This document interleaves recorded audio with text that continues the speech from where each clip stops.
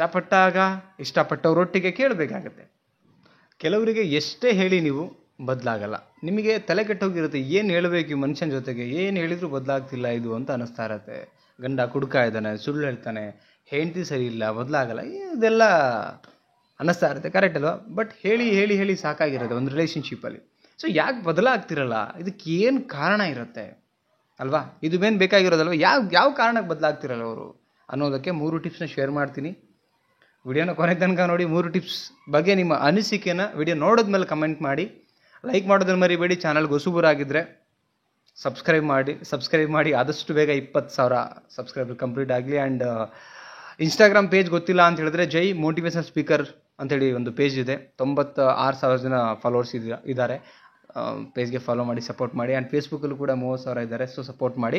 First point, ನಿಮ್ಮ ಮೇಲೆ ಪ್ರೀತಿ ಇಲ್ಲದೆ ಇರೋದಕ್ಕೆ. ಈಗ ಗಂಡ ಹೆಂಡತಿ ಮಧ್ಯೆ ಇರ್ಬೋದು, ಲವ್ವರ್ಸ್ ಮಧ್ಯೆ, ಫ್ರೆಂಡ್ಶಿಪ್ ಮಧ್ಯೆ ಕೆಲವರು ಕೇಳ್ತಾನೆ ಇರಲ್ಲ ಮಾತು.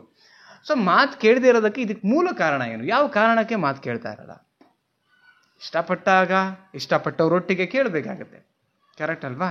ಕೇಳದೇ ಇದ್ದಾಗ ಏನಾಗುತ್ತೆ, ಕೆಲವರು ಕೇಳ್ತಾನೆ ಇರಲ್ಲ ಅಂದಾಗ 100% ನಿಮ್ಮ ಮೇಲೆ ಪ್ರೀತಿನೇ ಇರಲ್ಲ. ಯಾರೋ ದಾರಿ ಮೇಲೆ ಈಗ ಗೊತ್ತು ಗುರಿ ಪರಿಚಯ ಇಲ್ಲದೆ ಇರೋನು ಏನೋ ಒಂದು ಹೇಳ್ತಾನೆ ಅಂದಾಗ ಅವ್ರ ಮಾತು ಕೇಳ್ಬಿಡ್ತೀವ ನಾವು? ಇಲ್ಲ. ಅದೇ ಪ್ರೀತಿಯಿಂದ ಇದ್ದಾಗ ಪ್ರೀತಿಸಿದವರು ಒಬ್ರಿಗೊಬ್ರು ಮ್ಯೂಚುವಲ್ ಪ್ರೀತಿಯಾಗಿರುತ್ತೆ. ಸೊ ಅಂಥ ಒಂದು ರಿಲೇಷನ್ಶಿಪ್ಪಲ್ಲಿ ಪ್ರೀತಿಗೆ ನಾವು ಸೋಲ್ತೀವಿ, ಬಾಳ್ತೀವಿ, ಬದುಕ್ತೀವಿ, ಬದಲಾವಣೆ ಆಗ್ತೀವಿ. ಯಾವಾಗ? ಪ್ರೀತಿ ಇದ್ದಾಗ.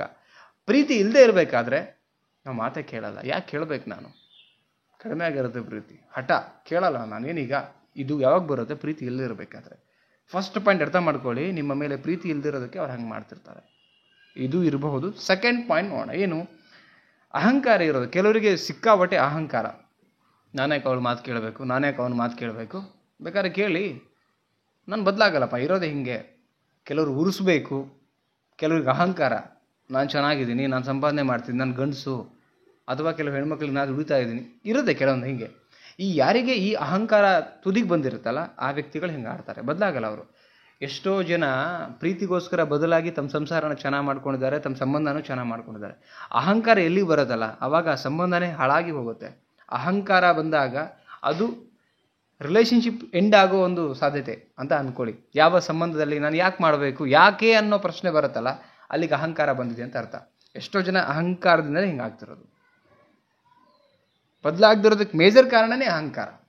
ಬದಲಾಗಲ್ಲಪ್ಪ, ಬೇಕಾದ್ರೆ ನೀನಾಗು, ನಾ ಹೇಳ್ದಂಗೆ ಕೇಳ್ಕೊಂಡಿರು, ಈ ಆಟಿಟ್ಯೂಡ್ ಬರುತ್ತೆ ಯಾವಾಗ? ಅಹಂಕಾರ ಬಂದಾಗ. ಓಕೆ, ನೆಕ್ಸ್ಟ್ ಪಾಯಿಂಟ್ ನೋಡೋಣ. ಬದುಕಿನ ಮೇಲೆ ಆಸಕ್ತಿ ಇಲ್ಲದೆ ಇರೋದು. ಇದು ಕೂಡ ಮ್ಯಾಟ್ರ್ ಆಗುತ್ತೆ. ಕೆಲವರಿಗೆ ಬದುಕಿನ ಮೇಲೆ ಆಸಕ್ತಿನೇ ಇರಲ್ಲ.